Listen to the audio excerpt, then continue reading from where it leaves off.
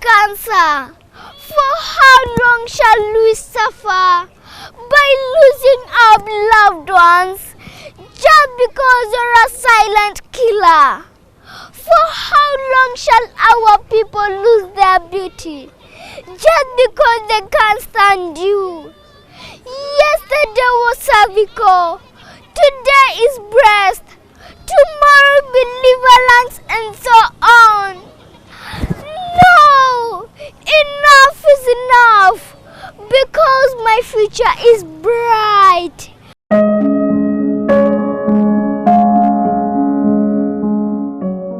As quoted, cancer, that is any type of it, is indeed terrible.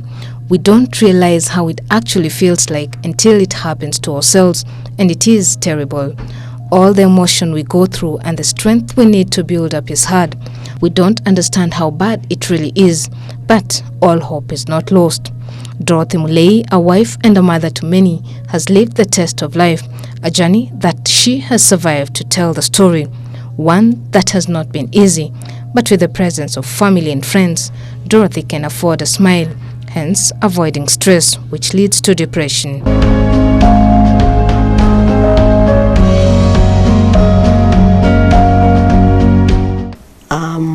Dorothy Mulei. I was born in Machakos County. I'm the third born. I went to school in Manyani Primary School, and then secondary Kathiani High School, and then to university.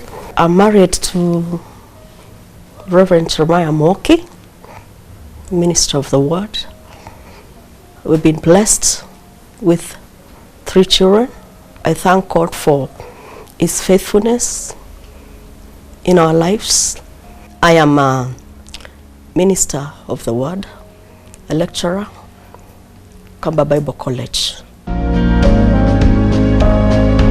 As we grew together, we had our firstborn, Ruth, and when Beth, the secondborn, and she had a hole in her heart that was 1.5.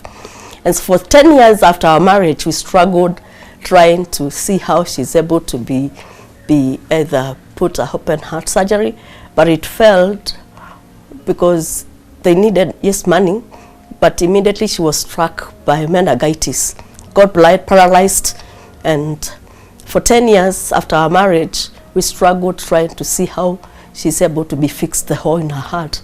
But as we say now, she's doing very well. She's in Form 4, doing excellently. And the journey of our marriage, as I've worked together with my husband, has been fruitful, and we have learned to trust in the Lord in everything, because we are ministers of the word as we preach to people. And in 2016, I would hear a bang on the head and weakness in the body. And it troubled me a lot. And on that Thursday, I called my mom. And that previous night, I told my husband, I think I'm not doing well, because he knew that I was weak. I had been weak, and I didn't know why in the body. And then I called my husband and told him, I think I'm not doing well, I need to go to the hospital. And when I went to the hospital, they told me that my blood count is at 6. And then they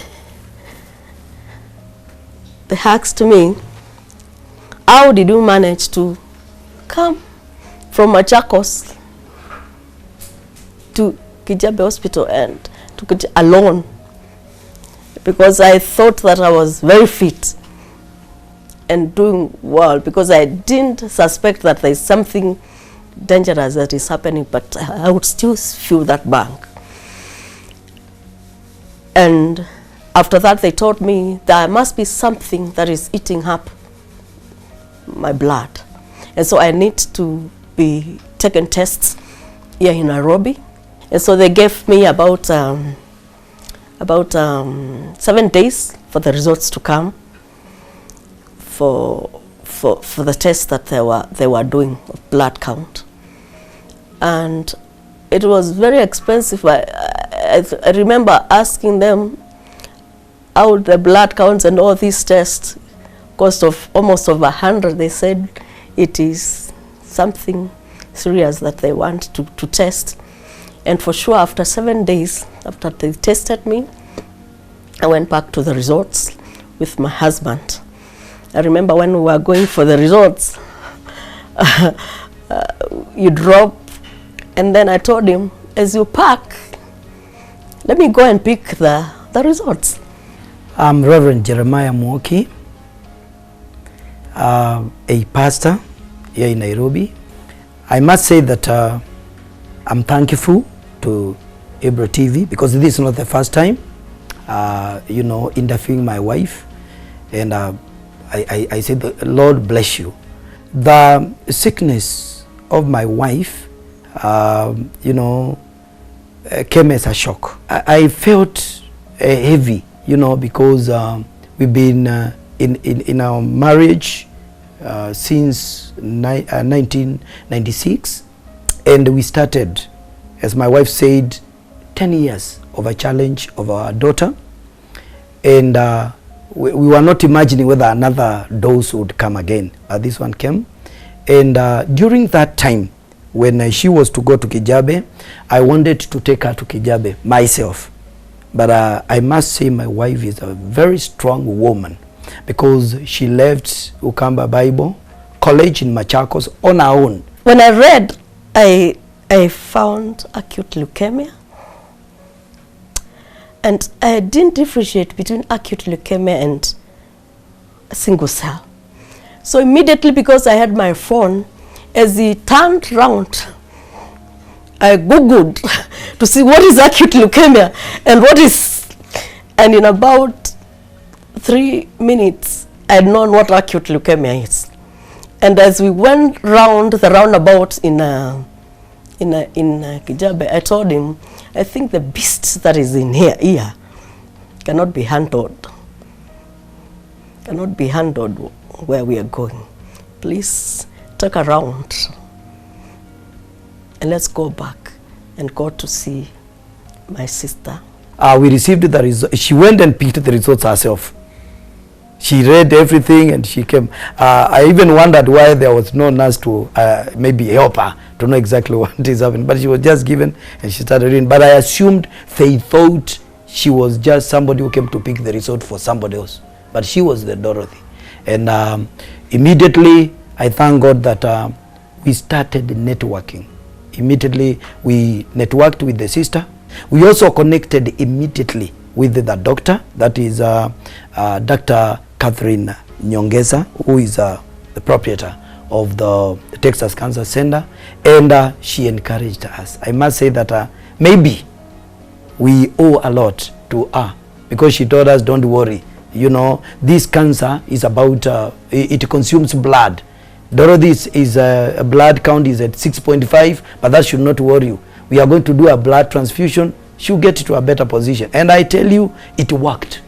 The shock had not come in immediately, but I knew that leukemia and blood cancer is not good. And so I went to Texas Cancer Center. They managed me. That is when now the trauma and what I was suffering from came into reality. When it dawned that I have cancer, and the threat and the stigma that when you have cancer you have to die. That is when now the real reality came, as they managed me. And how now to tell the children, because they were in school, they would hear that I'm in Texas Cancer Center, how they would react in it. And I remember I told the Lord, I've admitted that I've this, Lord, help me to walk through it. Sometimes with sleepless nights, as you get the shock in your heart and in your mind to believe that you have it, and you see with the stigma and whatever people say about it, you always feel that I'm going what is next? And then after that, Dr. Catherine Nyongesa referred me to a hematologist that deals with with blood. I remember I went with my sister, and then we were told that now acute leukemia is different from chronic leukemia, and I had the acute leukemia, and the acute is very short, just as it is, very acute and takes long. And the report that the doctor said is that they need to manage me in about 2 months, and if I'm not treated in the next 3 weeks, then it is the blood cancer. It's serious, that kind of cancer that I had. And they said that they can manage me here, but for an acute leukemia, it can only be treated through a bone marrow transplant that can only be done either in South Africa or in India. And the cost of it, as she told us, was 2.5 million. The hematologist told us either in India or in other places. And that added more shock. It was a real struggle and trauma for me, but I managed and overcame it. And so after that, now we met with the family members, and then they had a way forward. Now I had to be, they had to plan, or now I should be taken to India immediately. And my husband consulted with the friends and the leaders and some friends, and God was so faithful, because we saw a friend that had gone to Mentata Hospital where I was being treated, and she organized, somebody also organized for the visa immediately, and in about 3 weeks everything was settled. And you know, you are told that you have to go to India, you have no money in your bank account, you are told you have to raise about 2.5 million. I remember we had to be given about $1 million to first go to India. They started with the chemo. They put me in chemo to clear the cancer. And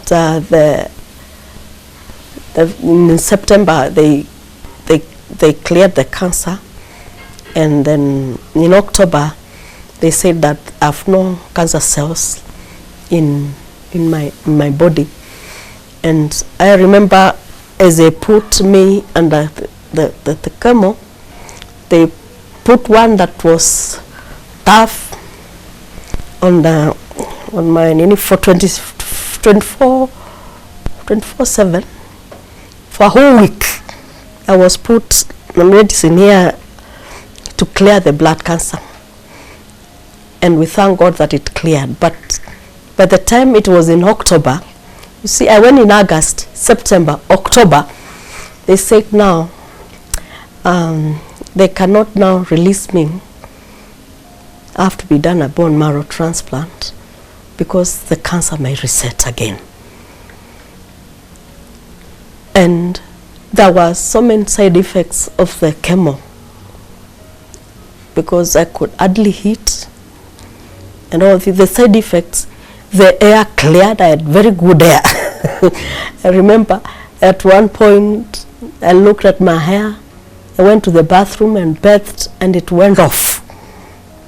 And the skin, I think the hair has, for the process that I've gone through, the hair has gone off for about, I think 4 times.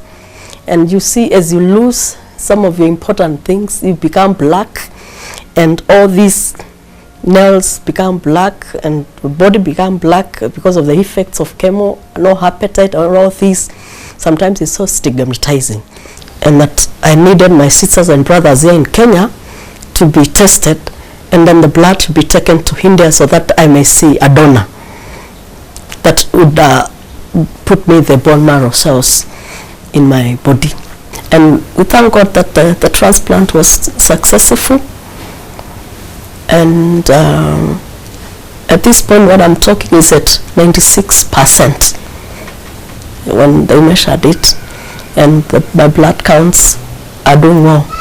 And several times on and off hospital, struggling with finances because it was expensive. We'd call here in Kenya and tell them we are stuck, we are in the hospital, please, can you try any means that we can, and together with our friends, we mend it, and we managed to do the bone marrow transplant, and I've been going through that journey. And it's a journey that has stigma and isolation. But as I talk to you now, from 2016 after the bone marrow transplant, I became cancer-free. And from 2016, I've been going through, I take medications of infection because my immunity is very low. And my immunity is very low.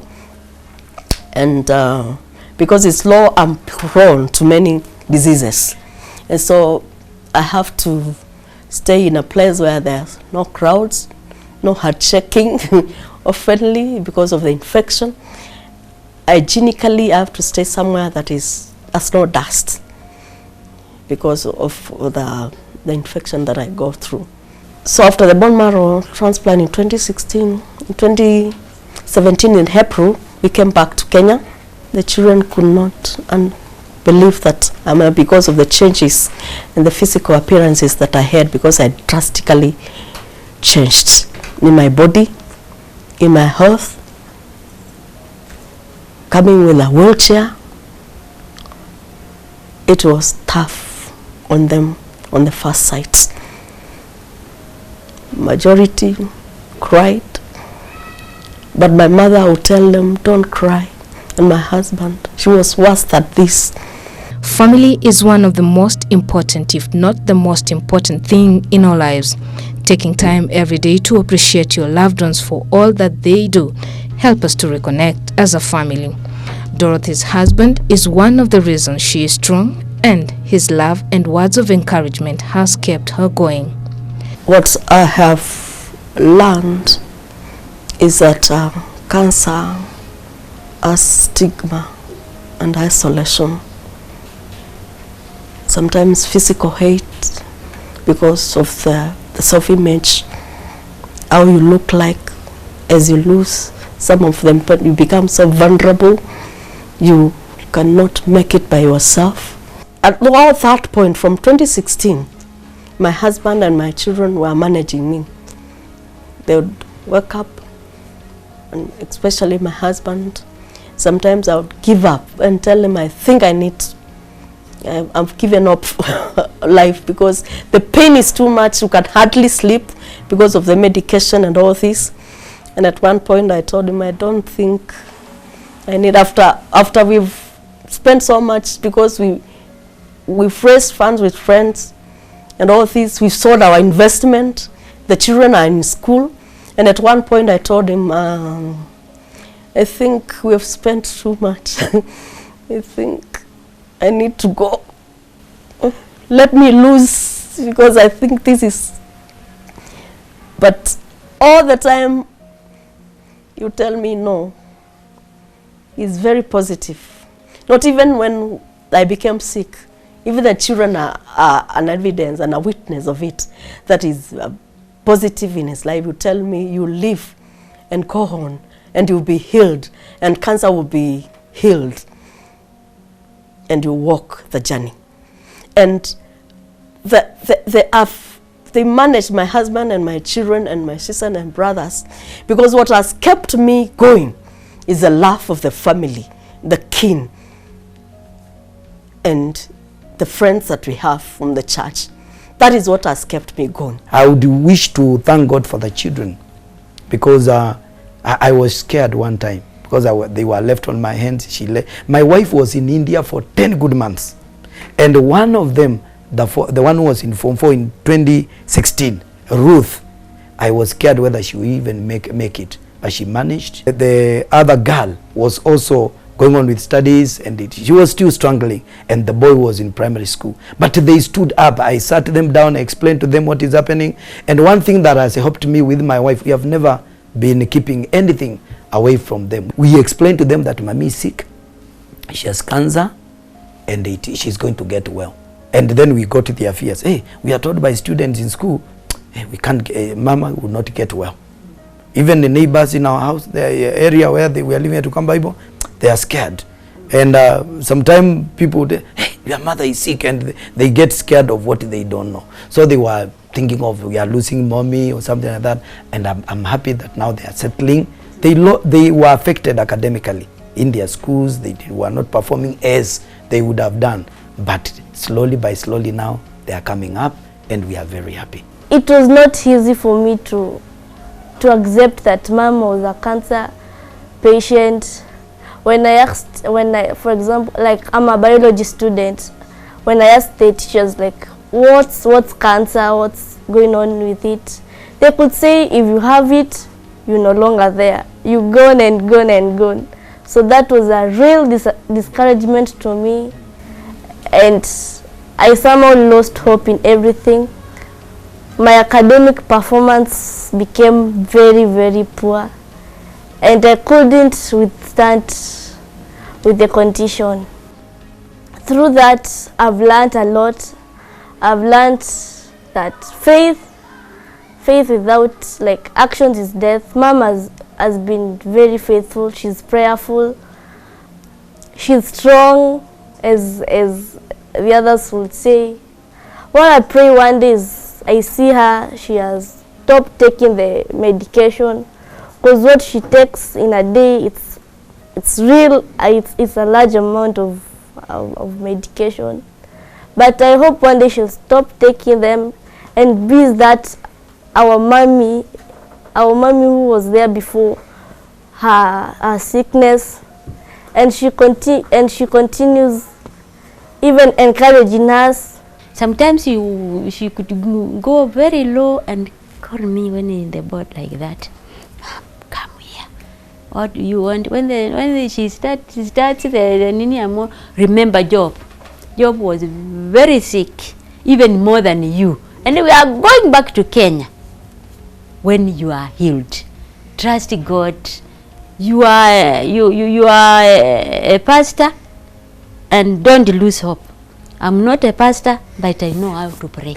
My work was to pray from throughout the day, throughout the night, but God helped us. I thank my children and the friends and the husband, because the husband can resist things. He resisted, and God helped us. So thank you so much, and God is faithful, and God helped us. Through it all, Dorothy Mulei has a reason to smile, and at the same time put a smile in the lives of many through her own story, hence reaching out to the community. I've learned to live one day at a time and to take life positively. I've been adapted to start a ministry of helping rich people that are hurting, because many people that are sick and down, they die because they have nobody to tell them, take heart and move on with the journey. And to sidetrack my mind from other things, I do work with my own hands, like beads. I bake wedding cakes that keep me busy, because I must move on. Because I've realized what you tell your heart and your mind is what you do. Up to this time, I must say, right now, I'm a very happy husband of Dorothy, because I was scared of losing her. But I thank God that she's cancer-free. She's moving on very well. It was not easy. Sometime, as she has said, I would find myself, running up and down to see what could be done. And now Dorothy is cancer-free. She's moving on very, as you have just made it very clearly. Every day she's becoming better and better. And now she has started the journey of giving hope to others. I say, for many that are listening at this, men in different careers. You know, I'm a pastor. Maybe somebody might think I've managed to do this because I'm a pastor, you know, something like that. But I say every man is able to do this. You know, what one needs is to be very positive, is to just run fast. I'm telling you, if we did not run fast on the issue of Dorothy, we could not be talking, we would not be having this interview maybe today. So we just thank God for what he did. For those of no cancer, I request them that they go for screening so that they may be checked up. For those that have been diagnosed to have cancer, they need to admit, go for treatment, and know that there is hope and cancer heals, and they have to be disciplined as they take medication and the instructions of the doctors, and above all, trust in God who healeth. And for the cancer survivors, I would encourage that they be positive in their lives and to live, to trust in God. For those that take care of the healing, pray that they may have mercy and empathy, because what has kept me through is the love from family members, my husband and my children. And cancer patients need love. We need love. We need to be supported. At one point, it's good even to call and go and visit, support financially, physically, and emotionally, and also to give hope to them that they are going to make it. Because what has kept me going is the hope that I can make it. And God heals cancer, and I'm healed. And I'm trusting God for a future that is bright and doing well and living positively, because I can do all things through Christ that enables me. And indeed, we'll end up by quoting, "Cancer can take away all your physical abilities. It cannot touch your mind, it cannot touch your heart, and it cannot touch your soul." Mommy, Daddy, my dear friend, my neighbor, doctor, Kenyans, is there hope of ending this merciless beast? Yes, there is hope. Let's stand and fight together. To the patients and survivors, you are not alone. We stand with you, we love you, and we salute you. Thank you.